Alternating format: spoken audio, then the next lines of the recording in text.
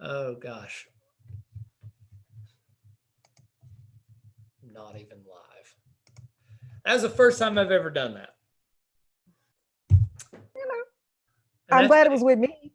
I appreciate you. I see how hard you're working. You got my vote. All righty. Well, welcome everybody.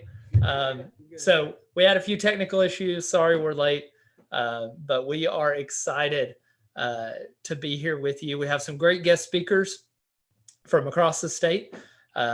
We have some great things to tell you about how we're planning to rebuild Tennessee coming out of this pandemic. But first, we have to talk about some real issues that we have, some real issues that have been here for a long time. As you've seen over the last week, people are dying because they're not white. People are dying during their workout because they're not white. People are dying at the hands of some police officers because they're not white. Over and over and over again, we continue to see this. And there is an answer that we can all agree on. But first, we have to agree that there is a problem. And there is a problem. It started hundreds of years ago. Racism is the operating system that enables all discrimination.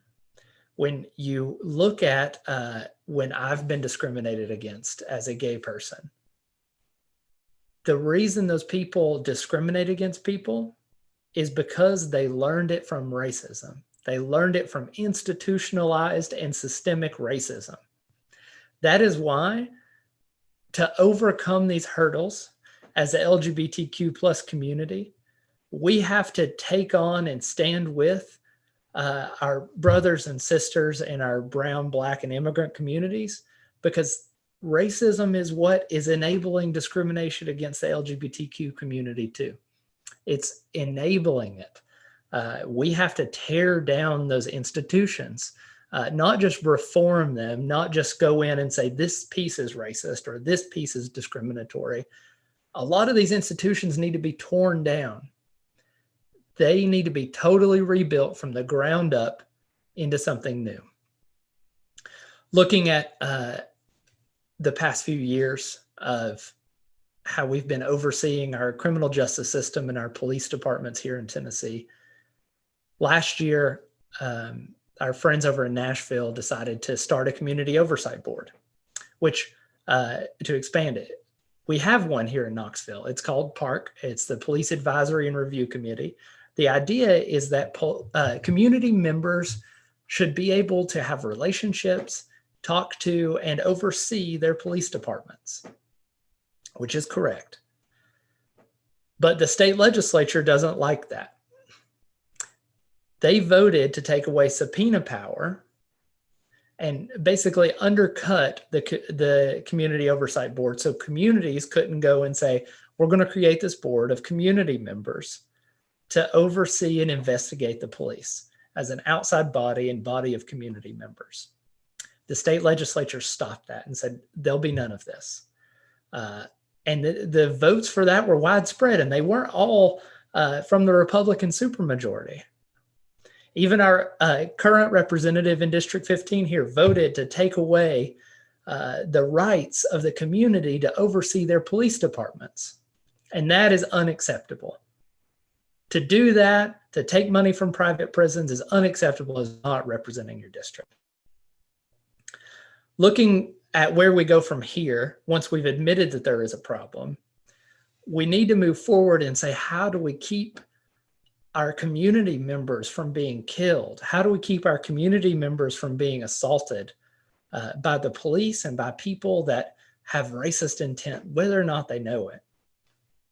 We need to move forward and create a system that is specifically designed to stop institutionalized and systemic racism.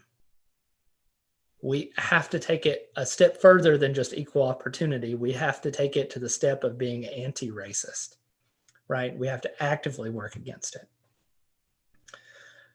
Last week, we released our Black Agenda. In that, there were several proposals that we wrote in there. And when I say we, it was members of the community, and it was a very collaborative process One of the most interesting things in there is the parole board. Looking at reserving on the parole board seats for members of the community, because when you release someone from incarceration, they return to the community. So the community should have that oversight. We asked for several other things in there, one of which looks at reinvestments into communities, because without reinvestments of the community into the community, then we can't move forward in an equitable way. So I'll drop the link into the comment section there, so you can go take a look at that and see what we're proposing as a total package to make even one step forward on this problem. But right now, that's where we are today. So let's talk about where we're going. We're going to a Tennessee that should be for everyone. A Tennessee that we say, look, these problems are big. These problems are gigantic. We have the courage to change, the courage to fix these problems. We understand the problems are intersectional. We understand that building solar and building green infrastructure is directly connected with criminal justice.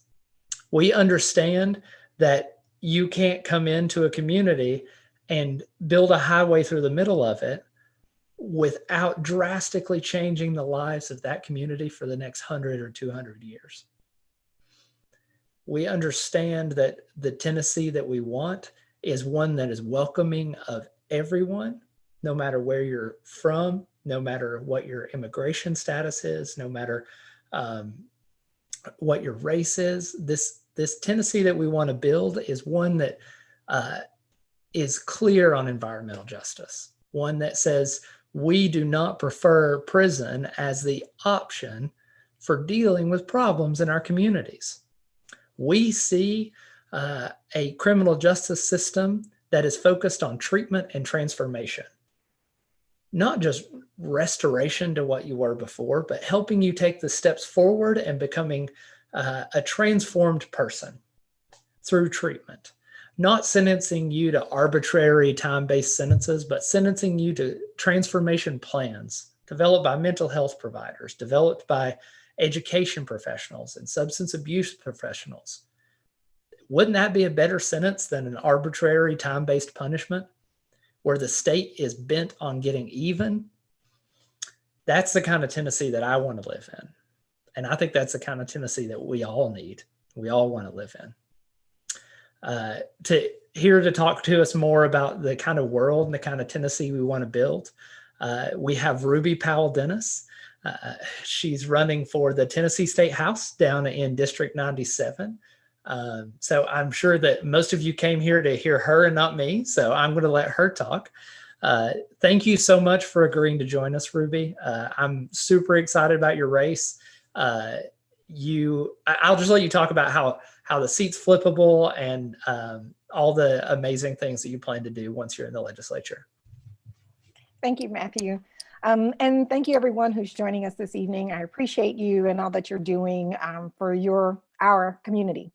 So as Matthew shared, my name is Ruby Powell-Dennis, and I am running to represent District 97, State House District 97. For those of you who are not familiar with all the parts that are in my district, it's covering Arlington, Atoka, parts of Bartlett, Cordova, Eads, Germantown, Lakeland, and of course, pieces of East Memphis. So my district is in transition, is how I like to talk about it. And so what that means is that for years, we had a Republican representative who was a retired educator, had ties to the community. And now we have an opportunity to flip this seat to make sure that, one, we get strong Democratic leadership in that cares about everyone in our district. We also need to flip 97 because when we talk about breaking the Republican supermajority for our state, this seat is a part of that. And so we have an opportunity to just make history, is how I like to talk about it. So what does that mean? The demographics in the district have changed over the last couple of decades, but where we stand now, our district has a growing number of families, a growing number of people of color who are choosing to live in the community, particularly Black and Hispanic, because of its affordability, the quality of our schools. We're also a more affluent district compared to other parts of Memphis. And so for me, what that means that we have to model the level of leadership and transformation we know that our state desperately needs, our communities desperately want, and we have the means, the people, the power, the resources to do it. I'm running in part because I'm a former elementary school administrator and I serve students in the 38127 zip code. If you have looked at data around Shelby County, then you'll know that that is one of the most underserved, under-resourced zip codes in our state. It is amongst the highest in terms of foreclosures. And at the time I was an administrator, the median household income of my students was about $6,500 in a multi-generational household. That story is not unique. There are families in my district now who are experiencing the very challenges that come with being victims of poverty. So I'm running because our schools if they have not proven anything, one, we have proven that adults can't go back to work unless we have a safe and healthy place to put our children. You'll probably see my daughter pop in and out this evening, but my children are entering the educational system here. My daughter, I had to put her on a wait list for a public school 2 years ago, all right? Like I mailed her application from the hospital because it is that competitive already to get access to schools that are being paid for by taxpayer dollars here. And that just can't persist. COVID-19 has laid bare the fact that our schools play an unusual role in taking care of broader society, a role that is not easily filled and a role that cannot be replaced. And so as we come back out of all of the pandemic, we're going to be facing budgetary issues. We're going to face a budgetary crisis in our schools. We already know that. Those of us who are administrators who have been working in the system for years, we know that that is already coming. And so we just can't doom a whole generation of children to poverty, to inadequate education, and a generation of teachers to addressing those issues and not do our part as elected officials to help fight the battle. Because let me be clear, I have lived through Hurricane Katrina. Our children are going to come back with some form of just trauma. And it doesn't matter your level of affluence. It doesn't matter, who's got college degrees or not. All children are going to need us to show up in transformative ways we haven't had to do before. So that's number one on my platform before all of this. And it's absolutely, what is near and dear to my heart, especially now. And then going from there, healthcare. Y'all, we're starting to see articles already talking about you can contract COVID-19 more than once. I am high risk because I am asthmatic. My mother-in-law, who is a survivor of uterine cancer, her immune system is still compromised from her radiation and chemotherapy treatments. There are folks who just can't go back to the world that we are trying to push people into. And so it's just important that we do the work that should have been done years ago to expand Medicaid for our state. Now people need it more than ever because health insurance is tied to employment. And as long as we have millions of people applying for unemployment, we're going to have a healthcare crisis. And so it's just, if we didn't want to do it now and folks weren't motivated before, we have more than enough compelling data to motivate people to make the right decision so that we're standing on the right side of history. And then last but certainly not least, I care about small business owners. Before all of this, I'm a small business owner. I've owned my own consulting firm for a few years. It is not easy. And being a Black woman, running your own business and all the things that come with it, there are just immense challenges. And so we're going to continue to see those challenges. I got an email just today. One of the most iconic businesses, restaurants, family-owned restaurants in my district is closing its doors after 22 years of service to our community because the PPP, these loans and grants, they're just not enough. They weren't enough before. They're certainly not going to be enough now. And we just can't see when we talk about the fight for equality, you have to make commitments to invest in business owners who, are people of color, who are women, if we want to talk about human rights, equity, and just reaching a level, quite honestly, of parity around business owners and supports that are available to small business owners. And so I care about, the businesses where you have fewer than 100 employees, and you're trying to figure out right now if you can navigate these uncertain times. And so those are the things I'm going to fight for. Those are the things I care about. My background, like I said, I'm a former administrator. I have an MBA. Have been recognized by my business school as an outstanding alumnus. So I know and love money and numbers and budget to actuals. And so I'm excited to get to Nashville and hold our current leadership accountable for how they are choosing to use millions of dollars on vouchers, which we do not want in Shelby County. And we have said as much. why they are choosing to use funds in ways that just don't benefit the taxpayers who we're supposed to serve. So I'm grateful to be running. We have a tough road ahead, but because of outstanding and unwavering Democrats like you, we're going to flip this seat and we're going to make history, and we're going to be on the right side of history. Absolutely. So let's talk about that for a second. Looking at especially small business, right? We had so many people apply for these programs like the PPP, and I think that a lot of people, and we need to work on this right here in Tennessee. A lot of people don't understand what a small business is by the SBA definition, right? You can actually be a gold mine with 1,500 employees and still qualify as a small business under the SBA.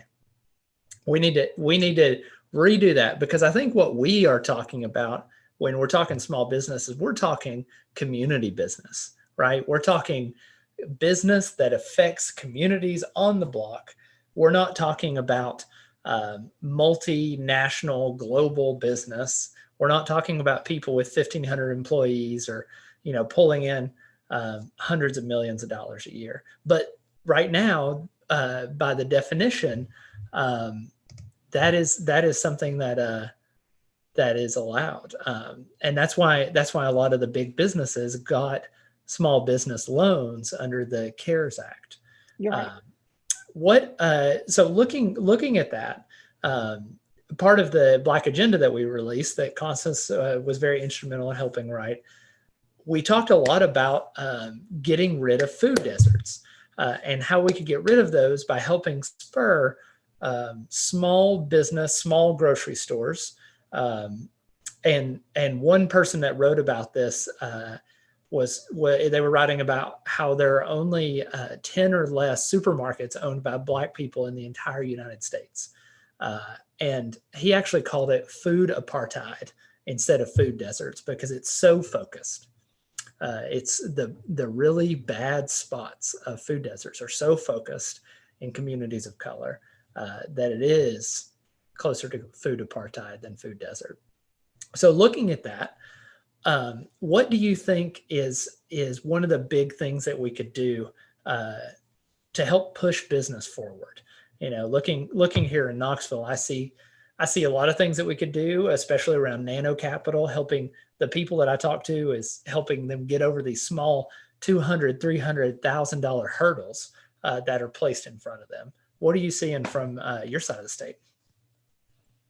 Yeah. So one, I care about all the federal funding that's being pushed down the states to determine, where the money goes, that we're actually making state level policies that show that we care about our small businesses. Mm-hmm. I think you're absolutely right in that, most people, when they think small businesses, regular folks, we think, oh, small, like one business, like you got one store, or maybe a few stores.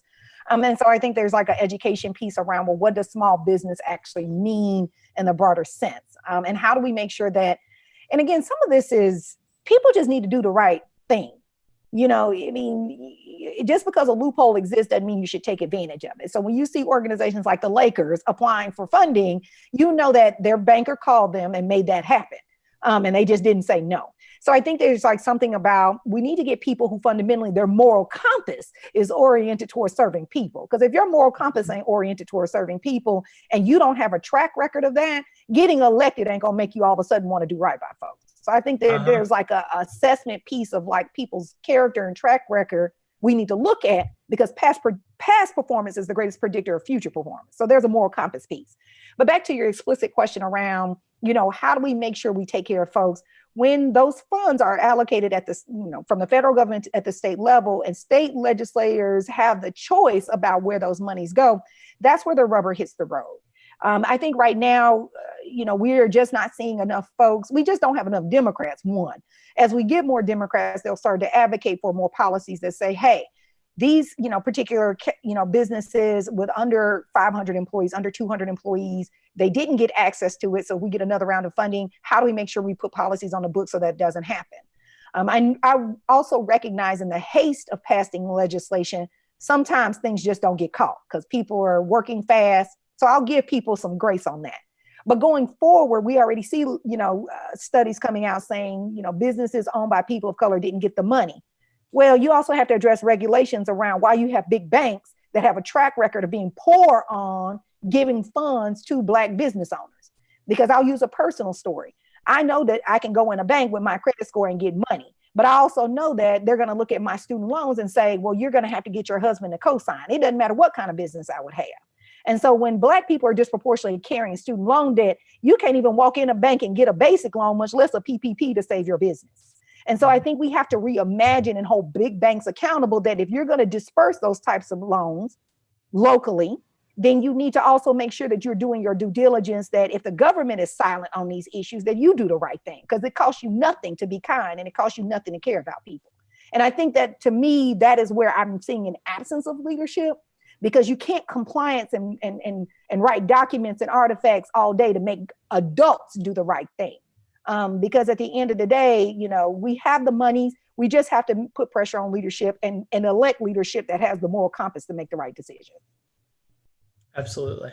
And I just want to reiterate to everybody watching, if you have a comment or a question, drop it in the chat, drop it in the comment section of whatever social media platform you're watching this on, and we'll ask it right here. So let me go ahead and turn it over to Constance Every to share a few of her thoughts as she does every week. Thank you, Matthew. I appreciate it. So, yes, I am excited to have Ms. Powell come on board. I want to go ahead and talk a little background story about us. We have been, as Black Coffee, dropping endorsements for candidates across the state. Like I said, we came out of the local market because we realized that, especially on the state level, you have candidates across our state that are representing different districts, different counties, but they all work together to serve the purpose of one agenda, which is the betterment of the people of their particular constituents, but the entire state. And as we are all aware of, that disproportionately in the Tennessee state, Black people are just not getting done right. We're just not. It's no secret to that. But these areas of our mistreatment do filter out to other areas, like Matthew expressed. The LGBTQ community, they feel the certain amounts of oppression and discrimination that they get. But again, it was built off of the base block of discrimination and racism towards the Black nation. At the same time, we see that filter out into our educational disparities. We see it filter out into incarceration disparities. We see it filter out into economics, what we've been talking about, Black business and smaller business getting access to the money that's supposed to save everybody. But we watched that fund get dried up so fast because the big business got it first, because what Ms. Powell just talked about, banks, unethical lending practices. So these are all issues that we realize that we want to get them addressed. We're going to have to collaborate with our state officials and get a lineup of state representatives that agree on the agendas of necessity for the people. And that's been Black Coffee's whole motivation these last few months with the elections, especially with so many state and federal elections breaking out. I want to express something that was in my thread that I'm sharing on my social media platform of a fellow organization I work closely here that addresses the homeless issue problems very closely. It's no secret right now in Knoxville, our police departments have been a total terrorist to our homeless community because, one, our local government did not provide any type of emergency shelter or resources for these people. But on top of all of that, the police department has been going down into the homeless area that we call Tent City and been destroying the homeless people tents, personal belongings like clothing, personal hygiene products, all types of things. Today I posted on my page when I went down there to visit with some of them and communicate the posters that they have posted on the fence, basically asking the local public, why are the police been allowed to come down and harass and take from them? And I want to express to my fellow comrade that, she was saying when she watched this, that she didn't have time to worry about state issues. So she didn't have time to worry about state representatives. But as I expressed to her in the thread, this is where it happens. This is what we need to be focusing on, because these are the people that can write legislation to help us with our local problem down here with our homelessness and our police harassment, to say, hey, you're not going to be allowed to continue to do those types of things. And here's the policy and legislation that we're going to write to restrict your capability of doing those things, so that way that they're not allowed to do it. So that's how quickly your homeless local problem can be addressed by your state representatives, by just simply having them informed of the issues we're dealing with, and then having them collaborate together on the legislation and laws that either A, are in place to protect us, or as what Ms. Dennis already mentioned, how we have to maybe make some adjustments and modifications to the laws we have so that we can keep this from happening as a future occurrence of problem. Understand something. Tennessee as a whole state has an opportunity to flip progressive. We really have a very progressive opportunity on the table in the next few elections. I feel like between 20 and 22, if we are adamant about our candidates, really find out who these people are that's going into these different offices and different locations, and really understanding what they stand for as far as their platforms. Like Ms. Dennis said, a person that's ran in the past or held another previous office before, go look at that past track record. I think that's a prime example of what we are dealing with also here in our Knoxville community, because our mayor, Ed Kincannon, used to sit on the Knox County School Board. Well, look at the school board system here. Look at our school system here. It's terrible. So to me, her track record had already spoken for itself. Now, I blame our state. I blame our city for this. Shame on you, Knoxville, for not doing what Ms. Dennis and I have also said is the same thing. Looking at past people's experiences, being in leadership roles, how they perform there, and then looking at the next role that they're trying to take on and really determining, can you be trusted with more power, with more money, with more influence? Or is it that you don't show the track record that, nah, you can't have that access because you already shown us what you do with just a little bit you had and you didn't do the right thing. This is getting serious daily. Voters have to become more conscious and more aware. One of my favorite things as an advocate, I like to say all the time, is that advocates have no friends. We're not friends with Republicans or Democrats or liberals. We're not friends with blacks or whites. We're not friends with anybody. We're friends with people who do things for the people that we serve. That's our friends. And that's the people that I select. I'll be honest. Yes, there has actually been one or two Republican candidates along the way that I was willing to support. But the reason why is that I sat down, personally met with those Republicans, had a whole conversation about their platforms, and understood that when we talked about things that we discussed, it was about the people's needs and the people wants first. So I was willing to support and endorse that. And the same thing comes with my Democratic candidates. When I sit down and talk to you, I'm going to ask you about people issues, people concerns, and the platforms that we represent in that capacity. Same thing. If you're talking like you're supporting people and you're for the people, I will endorse you. Same thing if you're not, we ain't got much to talk about. So it comes back to what I've been saying since the whole time we've been doing this. Voters, you have great diligence and duty at this time across the state. Because like I said, we've been endorsing candidates out of Memphis, Nashville, Chattanooga, and Knoxville. We have due diligence. If something does not occur to the advantage of the people that have been struggling and really taking the biggest impact, because like I said, I hope coronavirus has shown you all your leadership in its finest form. Those of you all that got great leaders, hopefully they've been doing the right thing. Those of us that have had poor leadership, hopefully you're paying attention to that and realizing we need to do something as voters, which means we get them out of office.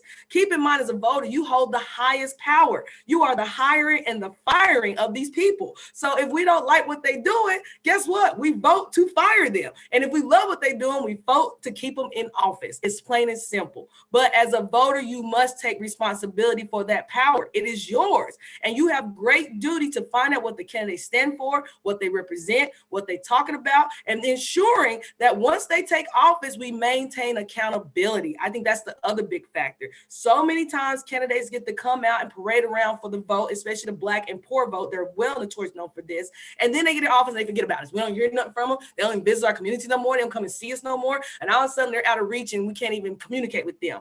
Do you really want a candidate like that in office? I mean, another excellent example again, Glenn Jacobs did that. He patronized the vote all over the place. And I know a local organization that is called Justice Knox, who has literally been begging this man for a meeting. And guess what he keeps telling him? He's too busy for a meeting. Do you really want somebody in office that is so busy, can't even take a meeting with you after you are digitally requesting it and begging for it?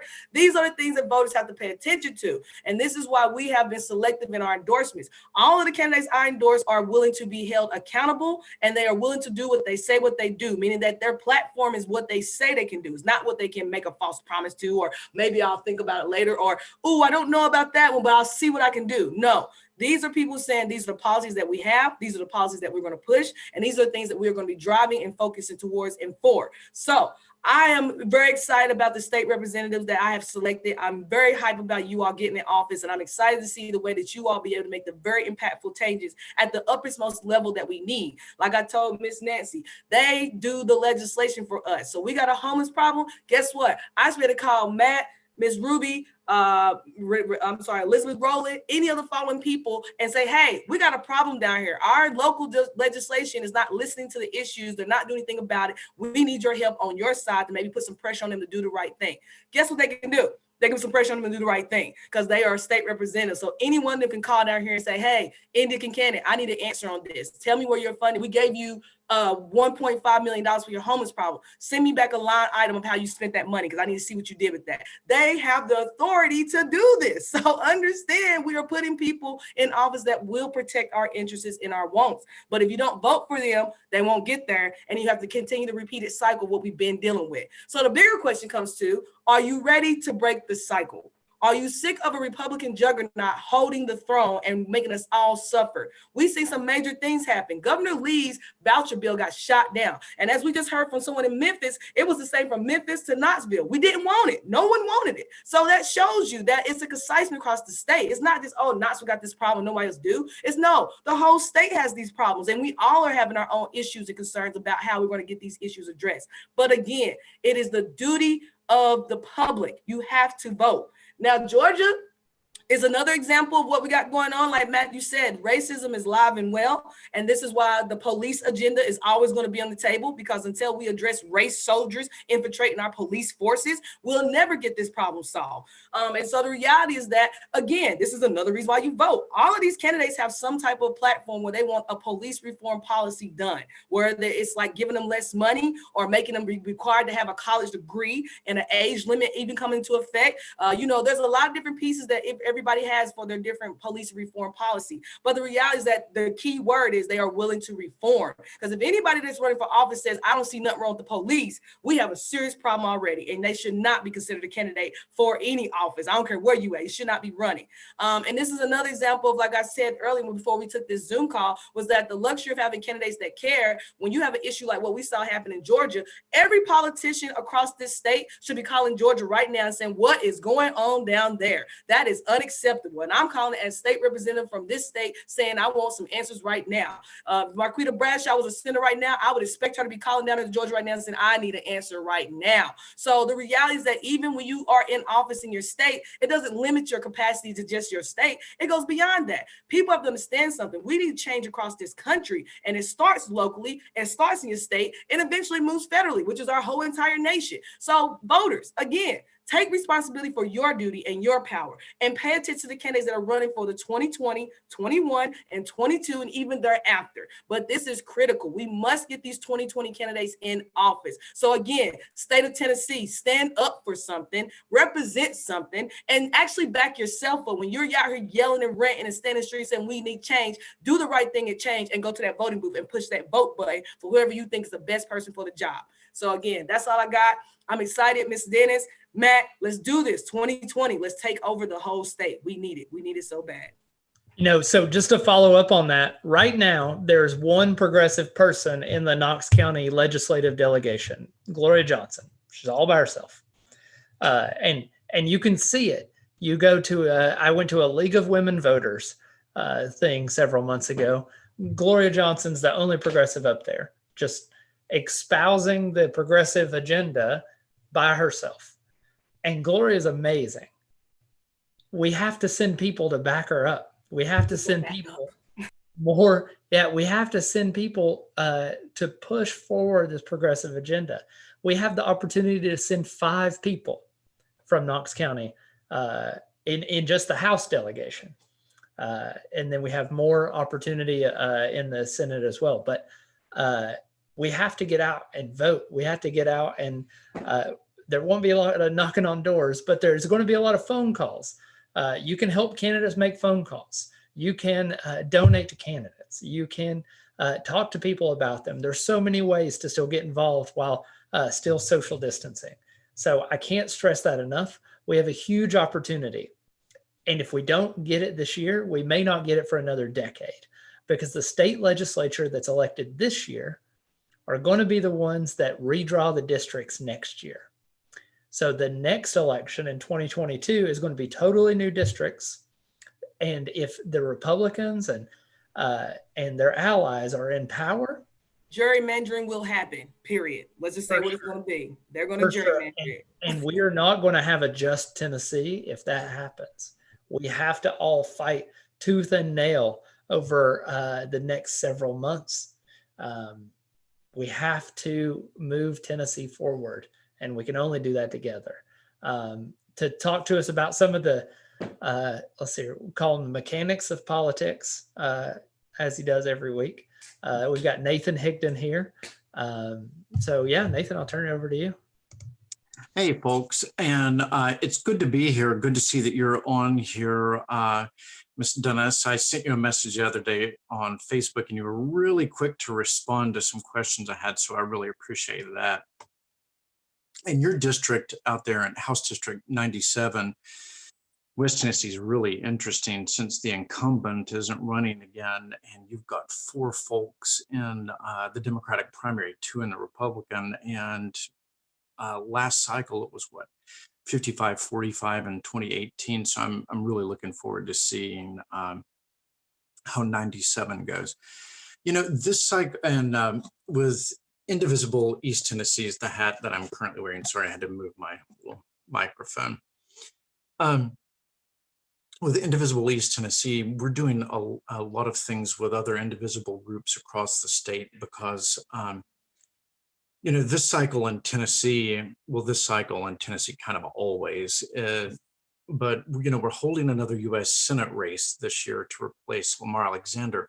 But unlike 2018, this race is not going to get any national attention with those millions and millions of PAC money dollars that poured into the state last time. So, you know, we've largely been written off by the well, off of the Democratic electoral map due to the heavy 2018 losses.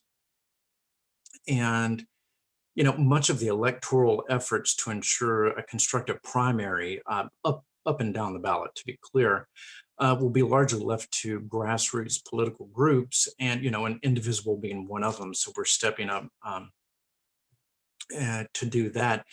And so what we're going to be doing, which we just announced yesterday, is we'll be holding the first digital U.S. Senate Democratic primary issue forum. And that's going to be on Thursday, June the 4th at 7 p.m. Eastern time, where Indivisibles throughout the state will host this forum, and it's going to be moderated by, let me make sure I get this right, moderated by Stephen Elliott. He is a political reporter with the Nashville Scene and the Nashville Post. And the invited candidates, and to be clear, the details are getting panned out as we speak, but the invited candidates so far are Marquita Bradshaw, Gary Davis, Robin Kimbrough, James Mackler, and Mark Pickrell. I think I might have made a typo on that in my notes. Yeah, Pickrell, that's right. So those are things to keep your eye out. And as everyone continually mentions, you know, the direct voter contact, as we have traditionally known it, of, you know, knock on your door, it most likely will not exist at all during this 2020 cycle. So we really have to lean heavily into technology and get used to it. And so getting not only the constituents, but the volunteers, because as most of us who've been in politics for a bit understand that most of the folks who are doing volunteering for campaigns tend to be retirees. And there's a technology gap, not always, but many times. And so getting folks over this hurdle in the next month as we begin to do more voter outreach and in more interesting ways is going to be incredibly important. So again, one of the big things that we're doing with Indivisible is transitioning the work that we were planning on doing by knocking on doors into text banking and phone banking and hosting forums and Q&As and you name it, so that we can get some lift on exposure to candidates, because it's a lot harder when you have people who don't have higher name recognition to get them known in a community when you're having to solely rely on social media, and the understanding that the user demographics vary by all of the different social media like Twitter, Instagram, Facebook are all hitting different folks. And knowing that, you know, if you want to hit your 18 to 24-year-olds, you have to have a decent Instagram presence. If you want to hit people who are more political wonks, you're probably going to find them on Twitter along with, your 25 to 40-year-olds. And then, Facebook's where the grandparents hang out. So if you want to get to folks, you're going to have to find them there. And so it's making sure that we have teams together and people willing to learn that we have to meet people where they are, and where people are a lot different than they were in the 2018 cycle. So I think that's my big ramble this time, is everyone get your phone or your calendars out and mark in June the 4th at 7 p.m. That's a Thursday. And we'll be streaming that on the Indivisible East Tennessee page, and you'll find that on the different Indivisible pages throughout the state that night. But, we are exactly 3 months from the primary, which, well, actually just under 3 months, which you like to remind people, and I'm sure you did, Matthew, that is your birthday. August 6th is my birthday. So Thank you. please donate $1 today if you can. And but definitely go and vote. Early voting starts July 17th. You can go ahead and request an absentee ballot tomorrow. That starts tomorrow. So if you are over the age of 60, that is all you need to request that absentee ballot. If you're under 60, you have to have a different excuse. You have to be out of the county the entire early voting and election and some other things. But if you're over 60, you can go and request an absentee ballot starting tomorrow. So we're definitely going to talk to more people about that as this goes along. So definitely get out there and do that. We are under, remember, July 17th. That's when the early voting starts. So that's what we're looking towards. Really 2 months, a little over 2 months. But yes, thank you so much, Nathan. I know we're all ready to get there. We're all ready to see that change in action. We've all been campaigning for months. We've all been out talking to people. Luckily, there's a lot of us that started our campaigns early, so we were out able to talk about our platforms and hear from the community and different things like that. So I'm so excited that we can continue those conversations. I'm excited to get back out into the community and talk to more people when we're able and when it's safe for other people. I'm a fairly young guy, or at least I feel fairly young still, and I think it's part of my responsibility to stay at home as well, so that we don't increase the amount of vectors of infection that could harm our communities and people that are at risk. Looking out, we have so many things to do. We already had plenty of problems. We already had plenty of things to do, plenty of things to advocate for and push out and try to push forward this courageous, progressive vision, right? But now we have even more. With the pandemic, it upended a lot of our systems that needed to be upended. It made us willing to think about some of the other things that we need to change, willing to say maybe the system that has been in place for decades isn't the best way to do it. So I think more people are on board now with that courageous, progressive vision. And I'm excited that more people are jumping on the bandwagon, as it were. So welcome everyone who wasn't on board with the progressive vision before, but I want to welcome you to the movement. And I'm glad that we can push all this forward together. I'll give everybody kind of a opportunity to close out, and then we'll be off for the night. So Miss Ruby, do you want to say any closing words to everybody? Certainly. Thank you, everyone, for joining us this evening. I'm asking for your support. I'm running, as Nathan mentioned, we have a good problem in 97, right? When we talk about what does it mean to have strong democratic leadership, representative leadership, District 97, this race is proof of that. When we do our job well as progressives, people come out. People want to get be a part of the process. And so I'm asking personally for your support. As I've said, I'm a former elementary school administrator. I've opened a school here in Memphis. I've opened a school district. I provided summer school instruction for thousands of our kids. I feel hundreds of teaching positions, including putting 12 math teachers in 1 year in the worst performing high school in our state. And so I have seen the inequality up close and personal, and how it's concentrated in Memphis, to be quite frank, in a few neighborhoods that are Black neighborhoods. And so I'm asking for your support, because when I go to Nashville, not only will I make sure we're passing policies that put our communities first, but also holding my colleagues accountable for the impact that their legislation in the past has had on Shelby County and the impact it's had across our state. And I'll just say this. I grew up in rural Louisiana. My hometown has about 16,000 people in it. David Duke had his headquarters in my hometown. And so growing up as a child, I saw enough Klan rallies to know they were dangerous. And so our country right now needs leadership at every level that understands systemic oppression, but also leaders who themselves are in a place to be a healer and a helper to others who are on the journey around racial identity and understanding what justice looks like. If you are a Christian, the work we do as Christians is social justice. If not, go back to the preachings and teachings of Martin Luther King Jr. right before his assassination, when he started to talk about economics and how, as Christians, we can say things, do things, and hope that our light shines brightly enough in the world, but that is simply not enough. Every time we stand silent and allow injustice to prevail, we are complicit in these systems. And so even if you yourself are not, someone who's prejudiced or racist or don't believe that to be who you are, we all have work to do. And I just thank you for supporting me and other leaders who understand that nuance, but still get policies passed that put people first, while also being good stewards of our state budget and our taxpayer dollars. So thank you for your support. Please visit my website at rubypowell-dennis.com to follow my run and to learn more about me. Thank you so much. Constance?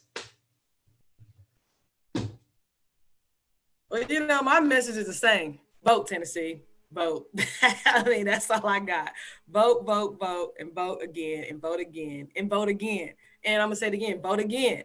And if by all means, if you have a candidate that you're curious about or interested in, they all have different, like you heard, websites. They got Facebook pages, multiple accesses to them.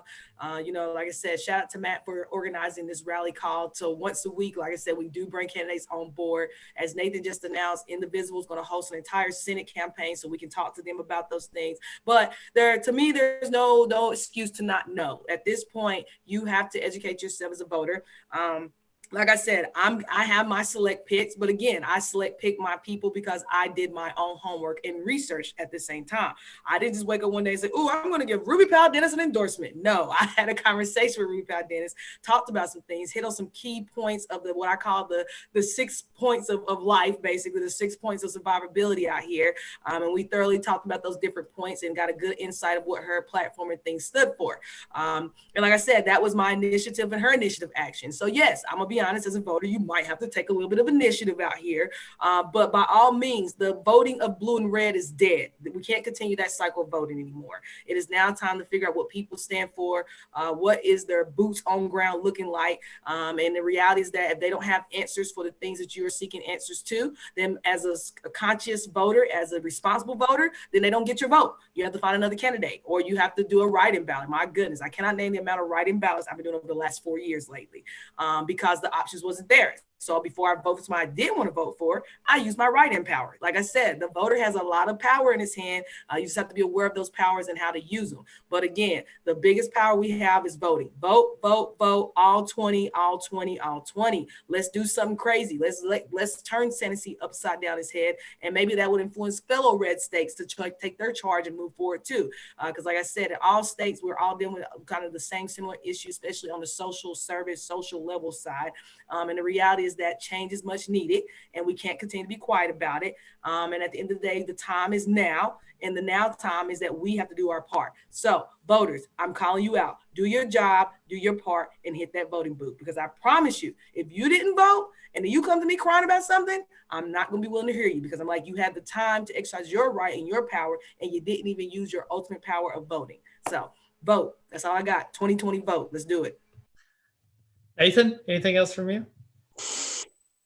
So people are all the time looking for their ideal candidate, and I do believe in purity testing folks up through the primary. Then after that, I always believe you get in line. But I am a partisan person, Constance.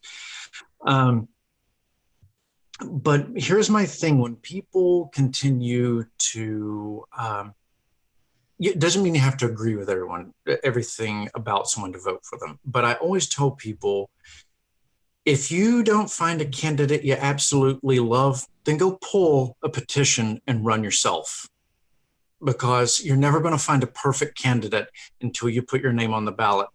And as Ruby knows, and Matt knows currently, and I have pulled a petition 2 different times to run. There ain't nothing easy about it. And when people wag their fingers that you're not perfect, I'm like, do it yourself. That's the only way you get a perfect person. Otherwise, we need you to support these people up and down the ballot. Vote to the end. Absolutely. And by the way, just on that, you're qualified to run for office. I don't care who you are.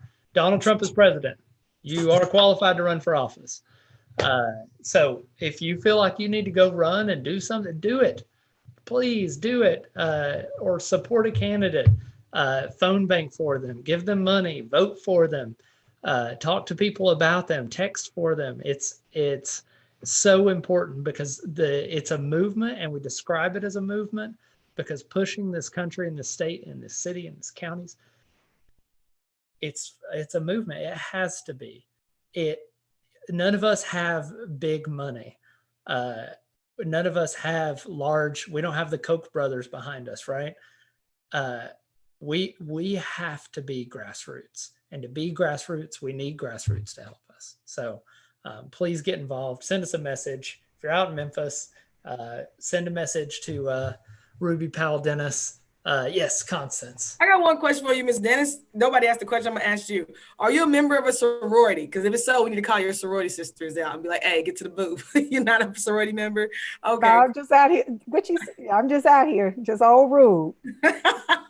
No worries. I was going to say, yo, call your sorority out. No, okay. I got to make my friends one at a time. No worries. No worries. We all do. Absolutely. So thank you all so much for coming.